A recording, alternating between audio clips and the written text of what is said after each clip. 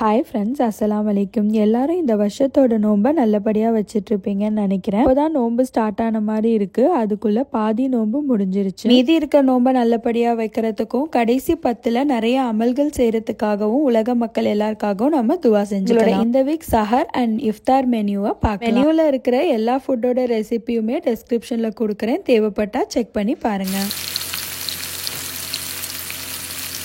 ரமதான் டே 8 சஹர் menu தான் பார்க்க போகிறோம். எங்கள் ஃபேமிலியோட ஃபேவரட் கட்டிப்பருப்பு, ரசம், ஒயிட் ரைஸ் ரெண்டுமே வச்சுருக்கேன். ரைஸில் ஆட் பண்ணி சாப்பிட்றதுக்கு சைடிஷ்க்கு ஃபிஷ் ஃப்ரையும் காராபூந்தியும் வச்சுருக்கேன். கட்டிப்பருப்பு ரசத்துக்கு ஃபிஷ்ஷை விட காராபூந்தி தான் பெஸ்ட் காம்பினேஷன். ஃபைனலாக டிஃபன் ஐட்டம்க்கு தோசை தான் வச்சுருக்கேன். ரமதான் டே 8ஓட இஃப்தார் மெனு லாஸ்ட் வீக் மசால் வடை பண்ணியிருக்கும் போது பையன் உளுந்த வடை பண்ணலையான்னு கேட்டுட்டு இருந்தாரு. அதனால இந்த வீக் ஸ்டார்டிங்லேயே உளுந்த வடை தான். கம்ப்ளீட் மெனு என்னன்னு பார்த்துடலாம். உளுந்த வடை அந்த மாவுலேயே குட்டி குட்டி போண்டாவாவும் போட்டுருவேன். என்னோட கிட்ஸ் இந்த வடை போட்டா சாம்பார் வடை கேட்பாங்க. அதனால லெஃப்ட் ஓவர் பருப்புல இன்ஸ்டன்டா ஒரு சாம்பாரும் ரெடி பண்ணியிருந்தேன். அப்புறம் ஆஸ் யூஷுவல் நோன்பு திறக்கிறதுக்கு தேவையான கஞ்சி, டேட்ஸ், ஃப்ரூட்ஸ், ஒரு இஃப்தார் ட்ரிங்க். ரமதான் டே 9 சஹர் மெனு. ஃபன் ஐட்டம்க்கு ஷவர்மா மினி பாக்கெட்ஸ் தான் பையன் கேட்டிருந்தாங்க. இது கூட mutton pepper gravy, brown rice தான் வச்சிருக்கேன். ரமதான் டே 9ஓட இஃப்தார் மெனு லெஃப்ட் ஓவர் கஞ்சியும் இஃப்தார் ட்ரிங்க்கும் இருந்துச்சு. இது கூட நக்கெட்ஸ், ஆனியன்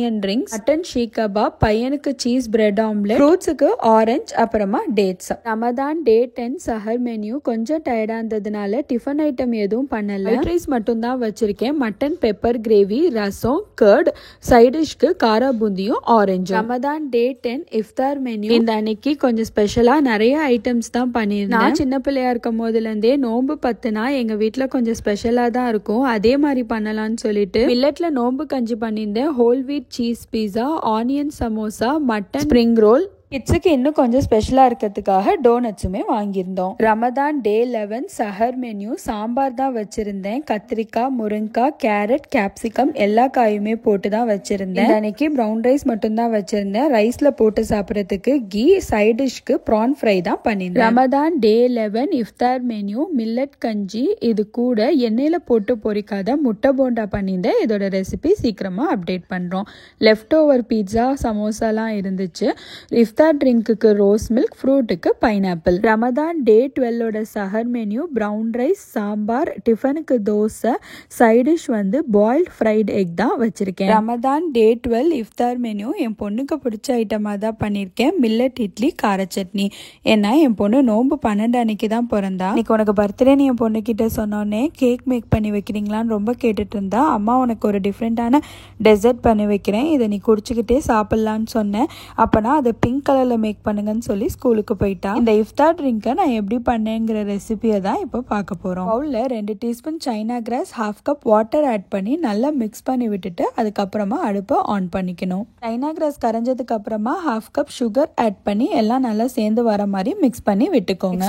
500 ml பாயில்டு மில்க்ல 1/4 கப் மில்க் மேட் ஆட் பண்ணி நல்லா மிக்ஸ் பண்ணி ரெடி பண்ணி வச்சிருக்க சைனா கிராஸையும் ஆட் பண்ணி நல்லா கலந்து விட்டுக்கோங்க. ஒரு 2 to 3 drops rose milk essence add பண்ணி எல்லாத்தையும் ஒரு ஃபைனல் மிக்ஸ் கொடுத்துட்டு இந்த பாலை நெய் தடவின ஒரு பாத்திரத்துல ஊத்திக்கலாம். நான் ஒரு சின்ன மோல்ட்லயும் இதை ஊத்திருக்கேன். இதை ஒரு 2 to 3 hours ரெஃப்ரிஜரேட் பண்ணிக்கலாம். நல்லா கொதிக்கிற தண்ணியில 3 டேபிள் ஸ்பூன் ஜவ்வரிசி ஆட் பண்ணி 10 மினிட்ஸ்க்கு குக் பண்ணிட்டு ஒரு 10 மினிட்ஸ்க்கு மூடி போட்டு அப்படியே 10 மினிட்ஸ் கழிச்சு ஓபன் பண்ணி இந்த தண்ணியை வடிகட்டிட்டு கோல்ட் வாட்டர்ல வாஷ் பண்ணி எடுத்து வச்சுக்கோங்க. நிறைய பாத்திரம் யூஸ் பண்ண வேணாம்னு சொல்லிட்டு அதே பாத்திரத்துல தான் நான் ரோஸ் மில்க் ரெடி பண்ணியிருக்கேன்.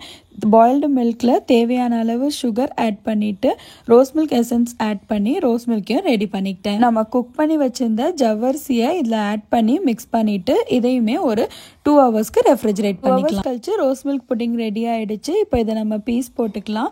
எவ்வளோ சூப்பராக செட் ஆகி இருக்கு பாருங்க. இதை நம்ம இப்படியே கூட சாப்பிடலாம். பண்ணி வச்சிருந்த ரோஸ் மில்க்ல 10 மினிட்ஸ் ஊற வச்ச சியா சீட்ஸ் ஆட் பண்ணிக்கிறேன். ரோஸ் மில்க் புட்டிங்கும் ஆட் பண்ணி நல்லா மிக்ஸ் பண்ணிட்டு சர்வ் பண்ற வரைக்கும் ரெஃப்ரிஜரேட் பண்ணிக்கலாம். நம்ம ஆட் பண்ண சியா சீட்ஸ், ஜவ்வரிசி, ரோஸ் மில்க் புட்டிங் எல்லாம் சேர்ந்து குடிக்கும் போது ரொம்ப சூப்பராக இருந்துச்சு.